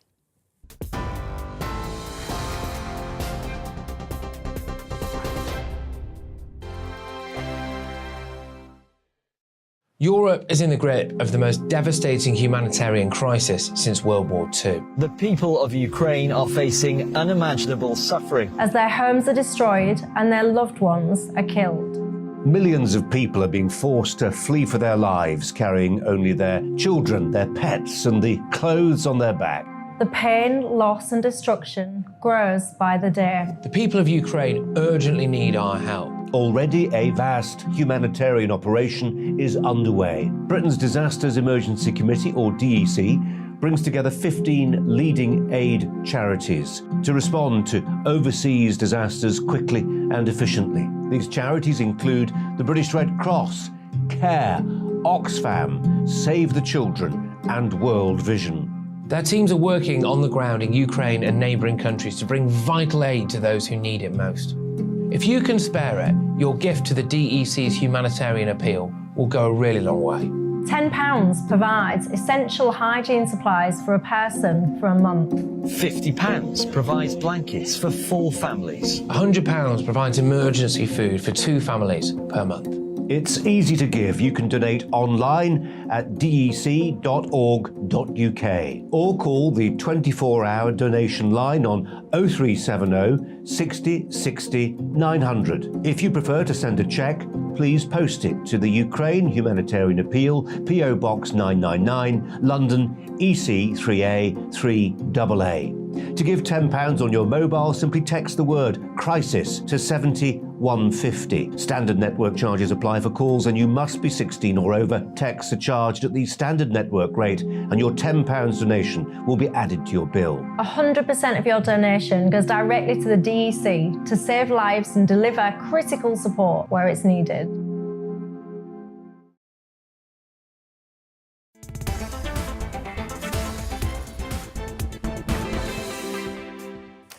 It's 36 minutes after 5 o'clock. This is GB News on TV, online and on digital radio. I'm Nana Akua. Right, so it is back to our great British debate this hour, and I'm asking, is it right to scrutinise the Chancellor's wife's finances? Rishi Sunak's partner has dominated the front pages this week after it was discovered that she had a non-domiciled status.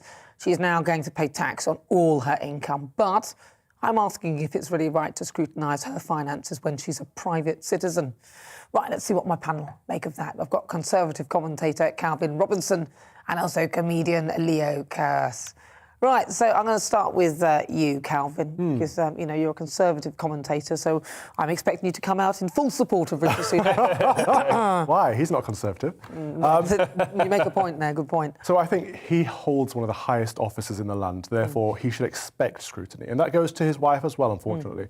You know, they need to declare their residential status, they need to declare their investments, especially if one of them is benefiting from decisions that the government is making. I don't care which one it is. If they're married, it's both of them benefiting. It turns out that no, they're not breaking any laws here. That's fine. But scrutiny is important. You know, let's not forget a Lib Dem MP was found to be having an affair with a Russian spy.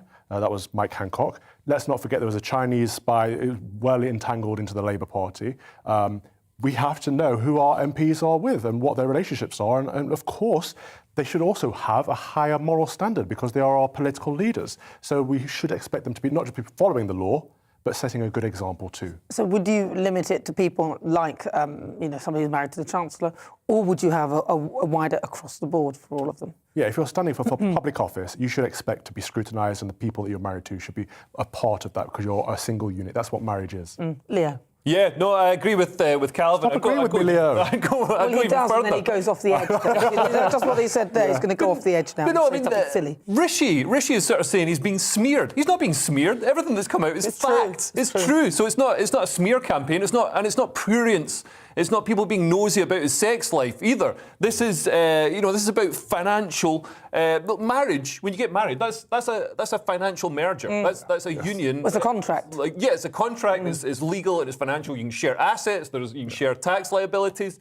So to say that it's somebody removed from him is ridiculous. It's his wife. And is it too much to ask that the people who hold the highest offices in our grandest institutions live in this country and reside here and see it as their home? I mean, he was a Chancellor for over a year. It's not just his wife being non-dom. He was a Chancellor for over a year with a US green card, which meant that he was liable to pay his worldwide earnings, pay tax on that in the US. So, I mean, at least live in the UK and see the UK as your home, especially when he's making the tax laws that apply to the rest of us. And I think it really brings into light now a change that he needs to make, which is to scrap this non-dom loophole. Well, it's ridiculous. It's just used by the ultra-rich. 41% of people in the UK who earn over £5 million are registered as non-doms, and it's just a tax dodge at a time when we need those taxes. But if it's a legal one, to pay them. But it's an avoidance scheme, but it's perfectly legal, that's the thing. Perhaps maybe the question should be that whether we should insist that politicians and their spouses are actually domiciled in this country. Yeah. Because actually that would be fair, you know. It's That's what they do in America. You should have to be domiciled. America unless you are an American. Yeah. We should have similar things over here. You cannot stand for public office unless you are British, a British citizen, and you live here. And you domicile it, and your partner has to be as well, because because otherwise, do you think? But how would you do that though? But that's the thing, isn't it? Because it's not him that was non-domiciled; it was his wife that was non-domiciled. Yeah, but he had the green card as well. So yeah, he had a joint. It's so dodgy, isn't it? How can you say that you're married, you're living together as a married couple, yet one of you isn't a citizen, one is? That doesn't add up to me. Or that the other ones, that bit has nothing to do with you, that's their own thing. And it's not true, is it? It can't be, because in reality we know that doesn't really work out. Yeah. When you're married, as you said, Leo, first of all, it is a contract. Yeah. And secondly, you have a joint and several liability between the two of you, in which case, if one partner passes away and they have debts and expenses, you, as the other partner, will have to pay them. It doesn't matter what they write. What if they write in the will that this person cannot pay my bills? I don't think that's going to work out. And she's a billionaire. She can afford to pay her taxes in the UK, like her dividend from Infosys. was £11.5 million last year. I mean, this is, she'll still be able to do the big shop at Morrison's if she pays some income tax. Do you think I don't think she's... I don't even think she'd shop there. She doesn't go to the shops. Other people will go on her behalf. But this scrutiny should go further than finances. Of course, we should scrutinise all of our politicians and their spouses because it shows a degree of trust. For example, I would never, ever vote for Matt Hancock again because he's an untrustworthy guy, because he is an adulterer, cheated on his wife and kids. That is something that the public need to know. But what about things like, Boris Johnson and people like that then? There's so many people that have probably done that it's just unbelievable that you would have nobody actually ever in politics. No, we can't set the bar that low. We have to set it higher. Well, no, but I'm just being realistic. No. I'd like the bar to be set higher, but it's not. I think a lot of our greatest politicians, such as JFK, have done a lot of philandering. So, I think if it's philandering, it might not affect their ability to do the job. And obviously, if you're trustworthy, more if you're president of the USA, then you get a lot of attention. It's like being in a rock band. Well, let's see what our viewers think of it. They have a lot of attention. Let's find out from the viewers. Yeah. Let's find out, because this show's nothing without them. So let's welcome our great British voice, their opportunity to be on the show. Tell us what you really think about the topics we're discussing. Nigel Alderson is from Blackpool. Nigel, welcome on board. What do you think about this? Is Rishi Sunak's wife sort of fair game in terms of her tax and financial affairs? Well, I think we need to be able to have more trust in our politicians, and we need to be open more about the finances. I just think if Mrs. Sunak, if he didn't have all the money they had, she'd probably be British citizens then, wouldn't she? But they've done it because they've got all this money and they're just trying to keep as much as they can for themselves. So if they've not done anything illegal, what can you do? But too many of the politicians over the years, I'm 65 and I can remember things like Profumo and Lord Lambton, James Callaghan, Jeffrey Archer, Peter Mandelson, Keith Vaz, Dominic Cummings. That was a good one, going testing his eyesight out. I was going to the opticians to test mine, and then Matt Hancock having a naughty kiss and cuddle, and then Boris and his parties. It just goes on and on and on. The list. They're just not good enough. Conservative parties, well, don't forget. So instead of having 630 off, maybe we should just have 63 and hopefully get the best of people. But we're not, and the best of people, we're not. Well, listen, that's what I think. Nigel, I think a lot of people feel the same. Nigel Alderson, thank you so much for joining us. He's one of our GB voices, and he's also a painter and decorator. Thank you. Well, of course, I've been asking you what you think. I'm just going to quickly read you this one from Dam.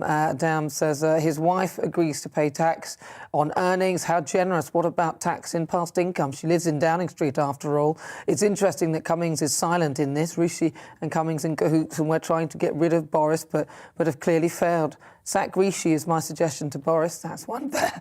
Right, so what do you think? I've been asking you, should we scrutinise the Chancellor's wife's finances? Lots of you have been getting in touch with more views. Alan says, no, it's not right. She is a private citizen and that obeys all British laws. She just happens to be married to the Chancellor. It's not her fault. Frankie says, yes, I believe it is right. Those in Parliament running our country need to be transparent. Jason says, unfortunately, that's politics. They chose that career. It's more money than most can ever dream of. That is true. They've chosen to do it. They would know it comes with the risk of scrutiny. So there. Peaky says, I don't think it's his wife. I don't think it's his wife's people are angry. I don't think it's his wife people are angry at. It's the system set up to favour the rich. There are many tax avoidance schemes if you have lots of money. Yeah, that's the thing, isn't it? I think he's making a good point. But I think a lot of us are unhappy of the whole national insurance hike as well. It doesn't make sense to me. But before we move on, Calvin, you mentioned the MP, Matt Hancock. Matt Hancock. No, the Lib Dem MP was Mike Hancock. But this one is Mike Hancock, who had an affair with an aide. We should say that she was accused of being a spy, but she won an appeal to the Special Immigration Appeal Commission, which said that it had been nothing. There's been no proof that she was a spy, so tasked to seduce Mr. Hancock. So I don't know. Well, that's something that I'm just doing what I'm told. Right. So that's just picking up on the comment that you made, but also, as you mentioned about the Labour MP and the spy and everything. Right. The Prime Minister Boris Johnson has travelled to Kyiv. Let's move on to meet the Ukrainian President Volodymyr Zelensky in what Downing Street say is a show of solidarity. Number 10 says that his trip was to demonstrate the UK's steadfast solidarity with Ukraine and hold in-depth discussions with President Zelensky on military and economic assistance. The Prime Minister announced that he will send 120 armoured vehicles and new anti-ship missile systems. He also confirmed further economic support, guaranteeing an additional £385 million in World Bank lending to Ukraine. So Boris Johnson tweeted just an hour ago that the meeting was a show of unwavering support for the people of Ukraine. Right, so I'm still with comedian Leo Kearse and Conservative commentator Calvin Robinson. Do you think that Boris has made the right move going to Kyiv? No, not at all. I think it's ridiculous. I think it's a risk to our national security. Our leader, our Prime Minister, flying over to a war zone for what? He's talking to Zelensky all the time anyway. We could not possibly show more support to the Ukraine than we already are. So it's not a show of support. It's the Prime Minister virtue signalling, and I don't think it's appropriate. I think he should be looking after our interests first, and that means staying here where it's safe, not travelling to a war zone. What do you think, Leo? Oh, I disagree with Calvin. I think it's a fantastic thing to do. Not only is it showing solidarity with the Ukrainian people as they bravely fight back against Putin, but it's thumbing our nose at Putin and showing, look, you haven't taken Ukraine. Like, our Prime Minister can go there unencumbered and be perfectly safe. So, yeah, I think it's a fantastic thing to do. I'm so proud of Britain. I'm so proud of the assistance, the military assistance, the financial assistance we've given to the Ukrainian people in their fight. Since 2014, we've been training the troops over there and donating equipment, and that's really shown in the way they've managed to fight back and repel the Russian invasion. And it's been such a humiliating climb down for Putin. Has he climbed down? I mean, that's just what you're seeing, but I don't see Kyiv. Yeah, but I don't see him climbing down. I mean, I see him going, right, I'm going to try a different way of doing the same thing again. Yeah, so he's backed off and he's now going for now. He's now going for the booby prize, the wooden spoon of taking those Russian-leaning areas just on the border with Russia. So basically cutting off Ukraine from the sea, which is a big deal. No, they can still through Odessa. They can still get to the sea there. But there's fighting in Odessa. And also, the war's not over yet. So I wouldn't be surprised. Russia has lost so many tanks. So much of its air force, over a third of its planes and drones and helicopters have been shot down, and so many troops as well. So they've really been humbled, and they've really been shown up. It's a Potemkin army. It looked good in parades, but when they try and invade Ukraine, they can't do it. It's like but hold on a sec. I've given you a long moment to rant, and I'll generously let you do that without interrupting. So look. This is the thing, right? I think Boris Johnson going there, whilst I do agree that the Ukrainian people are amazing, right? They have shown such strength and solidarity.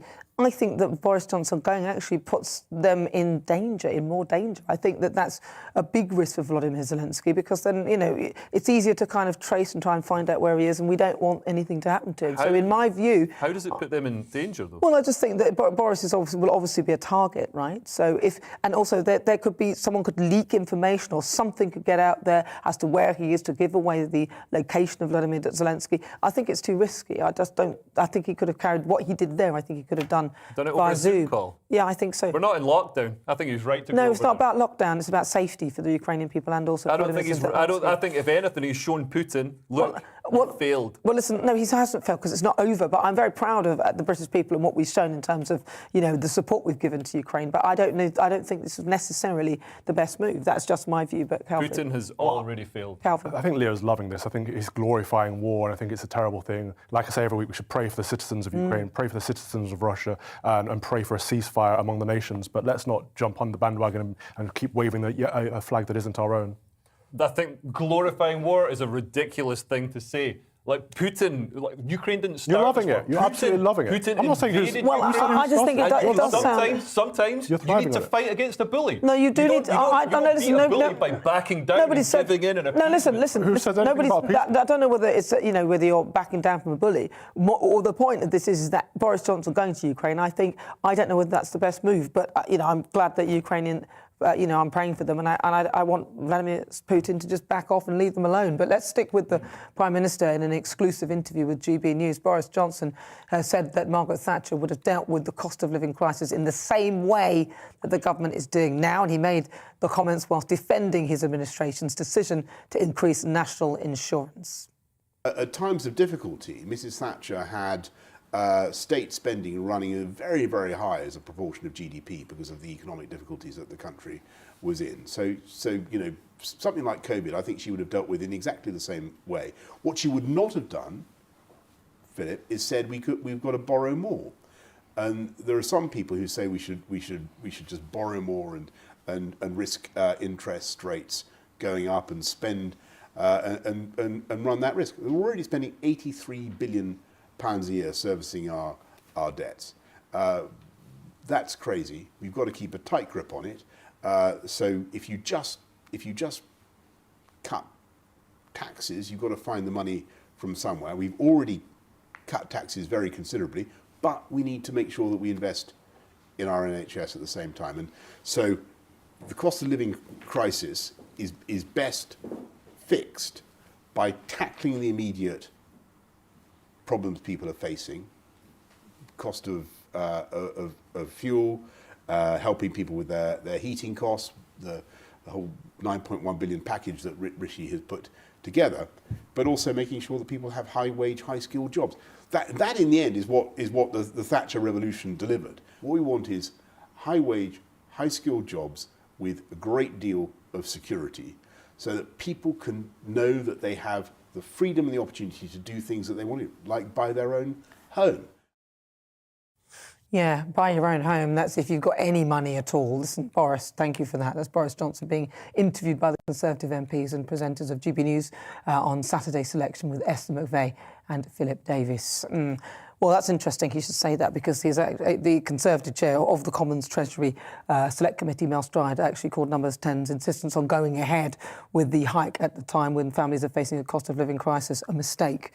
So he's saying that, but a lot of those around him are saying it's a mistake, and I don't get it. It doesn't make sense to me. But no, it doesn't make sense to me. But when I see him in that interview, I think he looks weak. When he's comparing himself to Margaret Thatcher, well, it's like when he's comparing himself to Winston Churchill.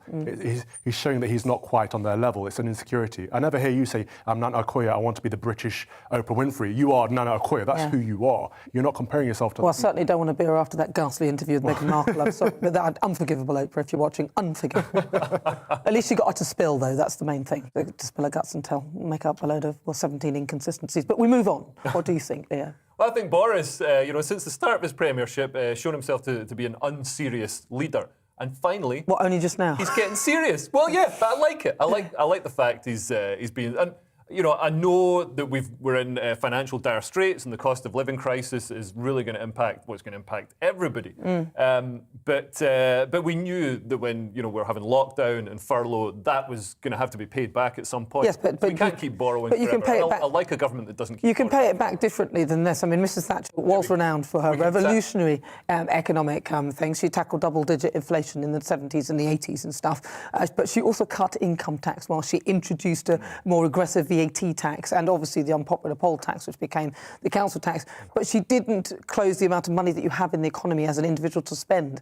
And that is actually the worst way. I studied economics. That's a very simple, if you look at the Laffer curve, which is something that it shows clearly that if you restrict people's levels of spending, then you cannot sort of invigorate the economy. So all that happens is I go, I'm going to cancel my subscription to Netflix. I'm going to cancel my gym membership. I'm going to cancel this. I'm going to cancel that to pay for the cost of living. And therefore, you shrink the economy. In shrinking the economy, then you create unemployment. In unemployment, less money from taxes goes into the economy, and then you shrink your economy. So I don't get it. It doesn't make sense. I think we can get it all from Rishi Sunak's wife.